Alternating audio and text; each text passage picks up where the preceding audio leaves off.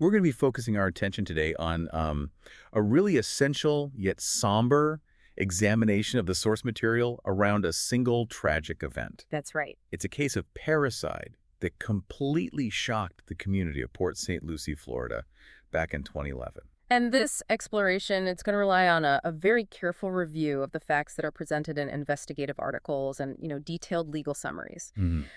We're focusing on a horrific crime committed by a juvenile. Our objective here is really clear.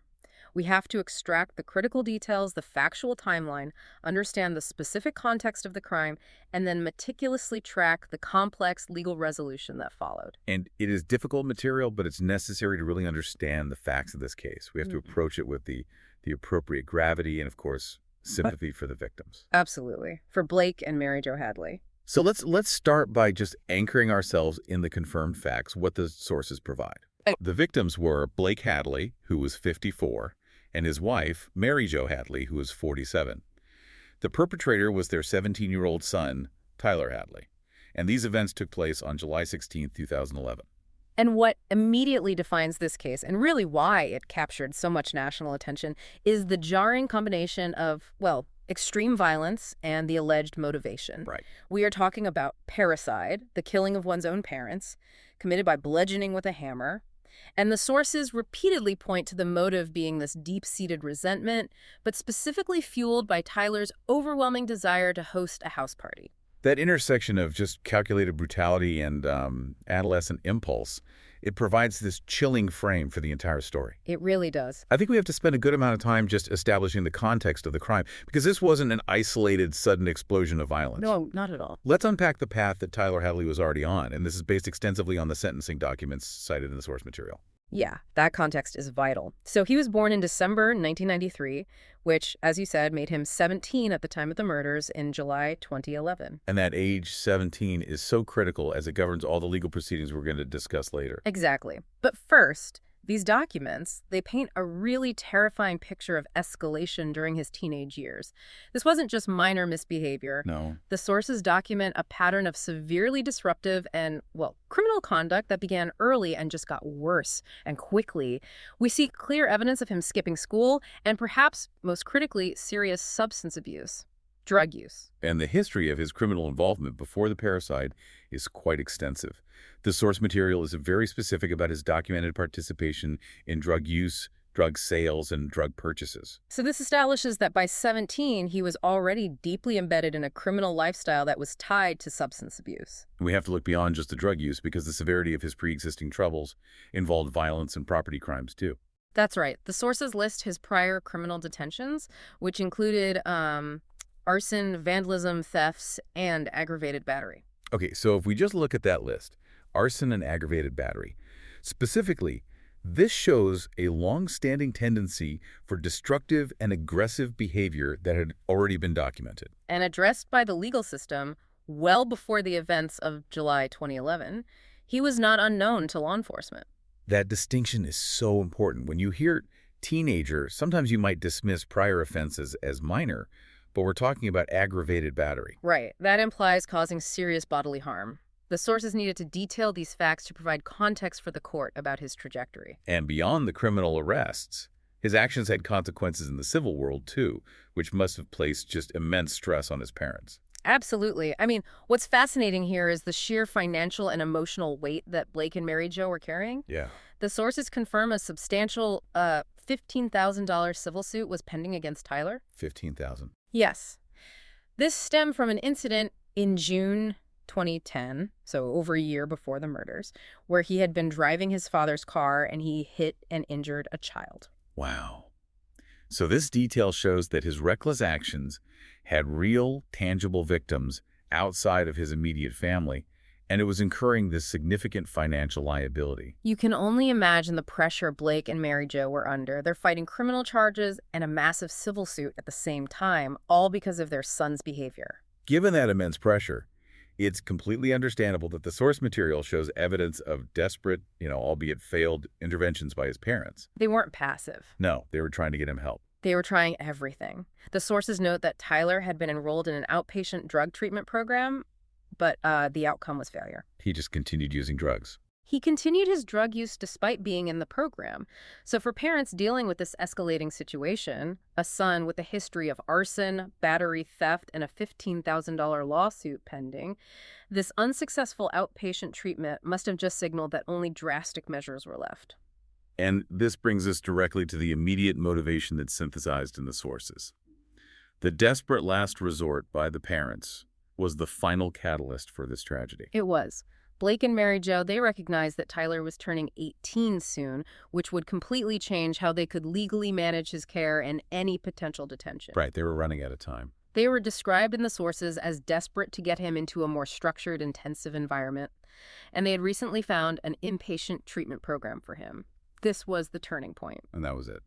The sources report that Tyler's intense, profound reluctance to participate in this mandatory inpatient program was the primary, immediate motive for the murders. The connection is just horrifyingly direct. The parents' attempt to save their son's future, to enforce rehabilitation, he saw that as an obstacle to his current lifestyle. A lifestyle he was willing to commit the ultimate crime to protect. When you combine his extensive documented history of violence and aggression, arson, aggravated battery, with his continued substance abuse, that resistance to any external control becomes the single dark current running through his entire pre-crime history. And if we connect this to the bigger picture, it suggests that the parricide wasn't a crime of passion, but a planned logistical action. An action taken to maintain his autonomy and hedonism, which the parents were actively trying to end by forcing him into rehab. That context makes the planning phase we are about to discuss even more disturbing. It really does. So given that dark context of escalating violence and extreme resistance, let's pivot now to the horrific execution of the crime itself. And we have to start with the chilling level of premeditation that the sources detail. Right. Tyler didn't just react spontaneously. This plan had been gestating. For how long? The premeditation spanned weeks. Tyler had decided not only that he was going to commit the murders, but how he would do it. He chose the hammer as his weapon weeks in advance. And what's especially revealing is that he confided in a friend during this planning stage. He told him exactly what he intended to do. This wasn't a secret he was keeping. It was an idea he was airing out, testing. And the rationale he provided for this horrific act, it just underscores the bizarre social element of this entire event. It's unbelievable. The sources note he stated that having a big party immediately after committing parricide had never been done before. So it suggests he was treating the murder not just as a means to an end clearing the house, but as a perverse, attention-seeking stunt that would grant him some kind of unique notoriety. It speaks to a profound detachment, prioritizing a novel, attention-grabbing social media or word-of-mouth narrative over the lives of his own parents. We can trace this priority through the digital footprint he left leading up to the act. The timeline is very precise. Shortly after noon, 12 p.m., on July 16th, 2011, Tyler wrote on his Facebook wall a cryptic message. What did it say? Party at my crib tonight? Maybe. Maybe. Yeah. And what's absolutely vital here is the sequence. That initial, somewhat hesitant invitation was posted at noon. Just 15 minutes later, at 12:15 p.m., the party invitation was officially extended. And this was hours before the murders were even committed. Hours before. The timeline confirms that the party was a central event. The murder was simply the preparatory step required to make the party happen in his parents' absence. So after his parents returned home that afternoon, Tyler began the necessary preparations to secure the environment and eliminate potential obstacles. This is all detailed in the source material. Yes, he hid their phones, and then the sources reveal a detail that shows a chilling calculation. He locked their black Labrador in a closet. The detail about the dog is horrifying because it demonstrates such a cold methodological approach. It does. The sources confirm he suspected the dog would try to defend his parents. This wasn't an emotional act of panic. It was the calculated neutralization of a potential living witness or, a defense mechanism, ensuring his plan would succeed without interruption. He was just eliminating barriers one by one. Exactly. The attack itself commenced shortly before 5 p.m. that evening. And the sources add another layer of complexity by noting that before the attack, Tyler took 3 pills of ecstasy. The ingestion of a powerful psychoactive substance moments before a planned violent attack, it raises so many questions about his state of mind. Was it to numb himself, to boost his courage, or just to fuel his continued drug habit? Regardless, it immediately preceded the attack. Tyler positioned himself behind his mother, Mary-Jo, who was working on her computer in the family room, and he attacked her with the claw hammer. It's just a moment of unthinkable brutality, violating the sanctity of the home, targeting his mother when she was completely unsuspecting, just engaged in a mundane activity. And the source material then details the father's selfless intervention. Blake Hadley rushed out of the master bedroom, having heard his wife's screams. He ran directly into a nightmare, witnessing his son attacking his wife.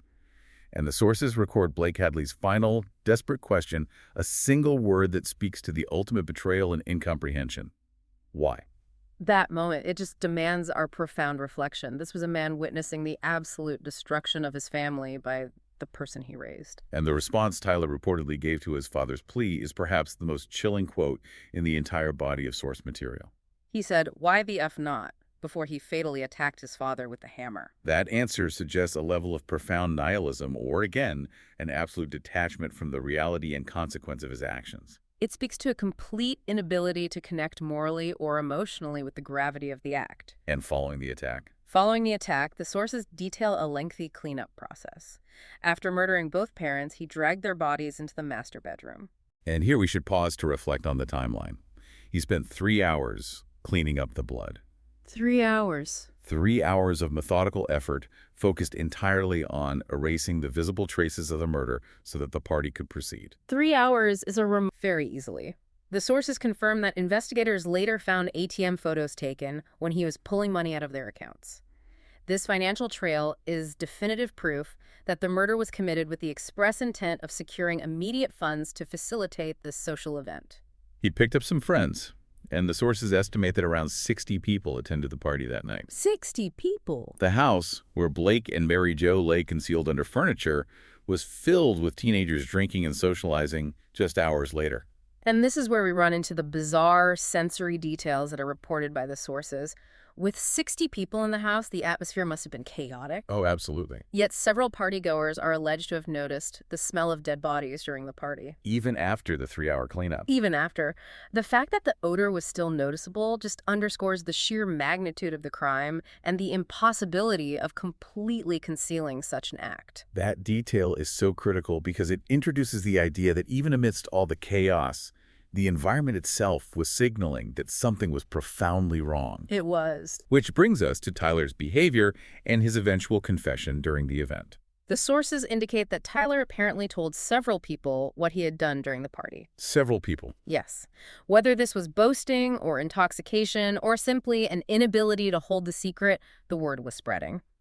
The most significant revelation, however, occurred when Tyler took a walk with his close friend, Michael Mandel, and confessed the crime directly to him. I have to stop you there, because the friend's reaction, as documented in the source material, it introduces a level of psychological complexity that is just hard to process. It's very difficult to understand. Mandel is told of the double murder, and upon returning to the house, he discovers the bodies of Blake and Mary-Jo in the master bedroom. Yes, the discovery is the horrifying pivot point for Mandel. But what follows is what truly confounds a typical understanding of how someone should react to finding a secret of that magnitude. He didn't leave. Mandel did not leave immediately. The sources confirm he continued to spend a few more hours with Tyler after seeing the bodies. Staying there for hours after discovering a double parricide committed by the person standing next to you, it defies all logic. What does the source material suggest about this bizarre behavior? It forces us to consider the psychological dynamics at play in that situation. The sources don't offer a definitive analysis, but we can infer several possibilities. Was it profound shock leading to paralysis? A strange, toxic loyalty to Tyler? Or maybe just deep-seated disbelief, where the reality was so horrific that his brain couldn't process the necessary escape mechanism. It's possible. The fact that he remained and even took a selfie with Tyler after discovering the bodies is an incredibly complex detail that speaks to the disorienting, toxic nature of that moment. That selfie is an artifact of pure darkness, a memorialization of a moment of shared horror framed within the lens of adolescent social media behavior. It is. And the source material confirms that Mandel finally left the party, but the report was crucially delayed. How long? He waited 4 hours after leaving the party to call a local crime hotline to report the murders. 4 hours. That time lapse suggests an intense internal struggle between shock, disbelief, and finally, moral obligation. Once the report was made, news of the crime spread rapidly. Hadley was arrested early the next morning, confirming the clear facts. The premeditated violence, the staged cover-up, the perverse party, and the confession are all intrinsically linked within that short, horrific span of time. Okay, so moving into the subsequent legal process, we need to address the conviction and the evolution of the judicial response, which fundamentally shaped Tyler Hadley's future. Right. The initial legal proceedings were relatively straightforward, just due to the overwhelming evidence. Tyler pleaded no contest to 2 counts of first-degree murder, which resulted in his conviction.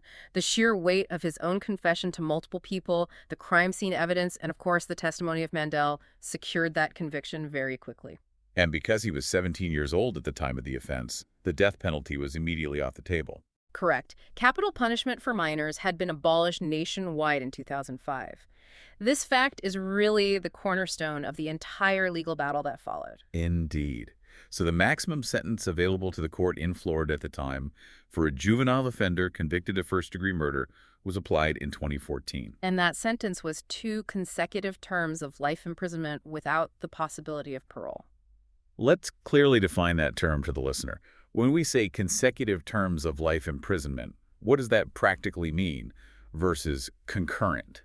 That's a vital distinction. If the sentences were concurrent, the life terms would run simultaneously, so he would serve 1 life sentence. Okay.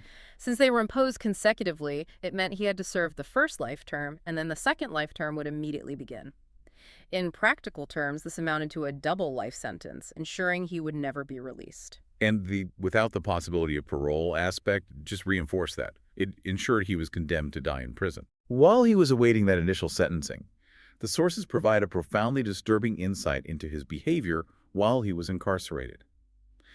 It suggests a shocking lack of remorse or maybe a severe narcissistic reaction to the notoriety. The behavior described suggests a deep-seated pathology, turning the murder into a source of fame. The sources confirm he spent his time signing autographs for fellow inmates. Signing autographs. And the content was specific and horrifying. He would take a news article about the murder and write the phrase, "It's hammer time," across the page, signing with his self-proclaimed nickname, Hammer Boy. This self-aggrandizing behavior, using the instrument of murder as a punchline and adopting a nickname that celebrates the act, it reveals a persistent criminal gratification. It profoundly disrespects Blake and Mary-Jo Hadley and signals a clear psychological issue. And it provides a necessary counterpoint to any immediate assumptions of remorse or just, juvenile immaturity. This was the behavior of an individual embracing his violent history. Absolutely. However, despite the gravity of the crime and his behavior, the legal landscape was shifting beneath him, and that eventually forced a change in his sentence. Right. In April 2016, his initial 2014 sentencing was overturned by an appeal judge. And the ruling stated that the lower court did not consider the correct alternative to a life sentence. This overturning wasn't based on a disagreement with the facts of the crime, but on a seismic shift in constitutional law. And this legal shift was mandated by the Supreme Court ruling Miller v. Alabama, which was handed down years earlier.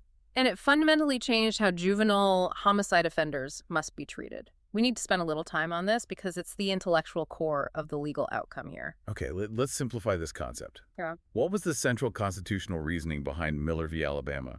Why did it override established sentencing laws?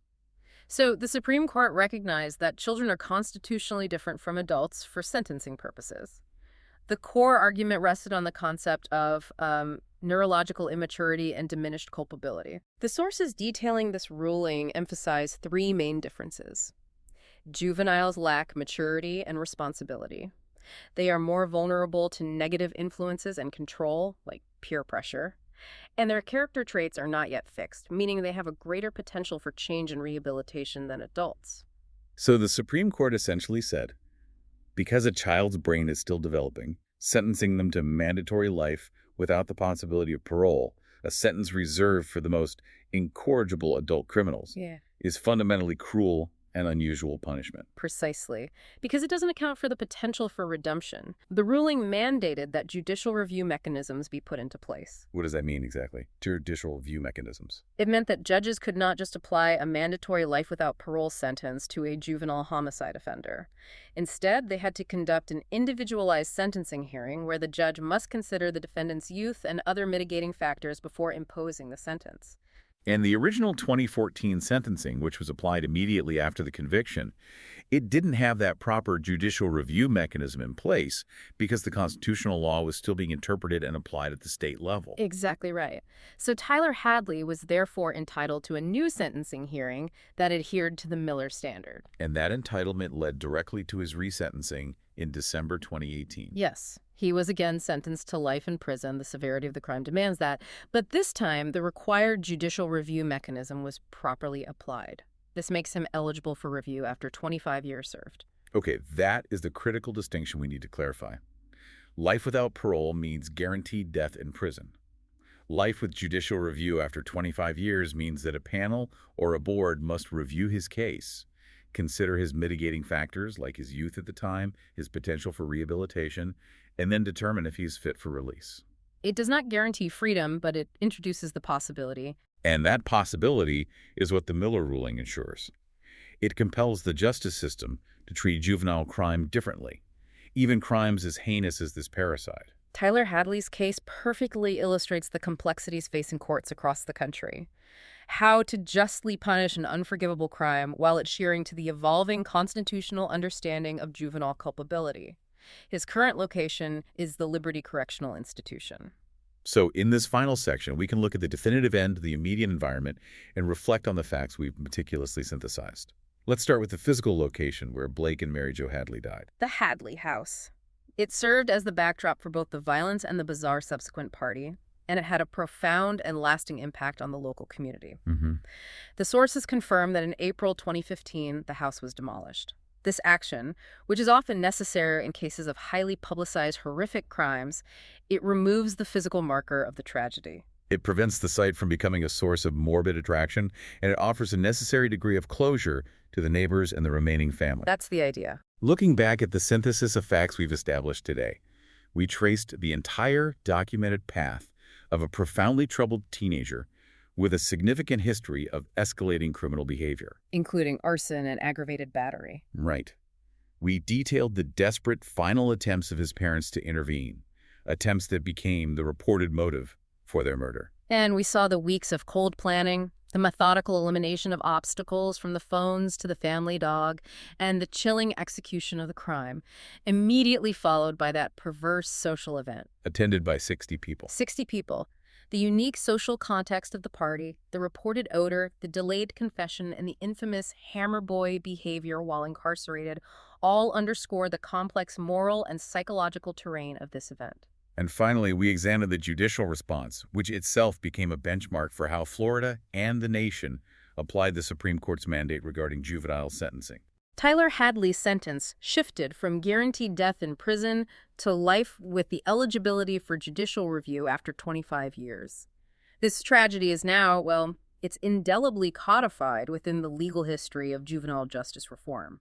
We have systematically reviewed every segment of the source material provided, detailing the timeline, the immediate aftermath, and the complex legal path that followed. So to leave you with a point for further consideration, based specifically on the documented facts of Tyler Hadley's history, if the justice system has extensive knowledge, and it's documented in sentencing documents, that a perpetrator was already facing numerous legal and behavioral issues. Including detentions for crimes like arson, theft, and aggravated battery. Right. How should a court reconcile that persistent documented criminal history with the constitutional requirement that they must still be treated as a minor with potential for change when deciding whether to offer judicial review of a life sentence? It's a question that requires balancing the demands of accountability for the victims, Blake and Mary-Jo Hadley, against the evolving constitutional definition of juvenile culpability. Thanks for listening.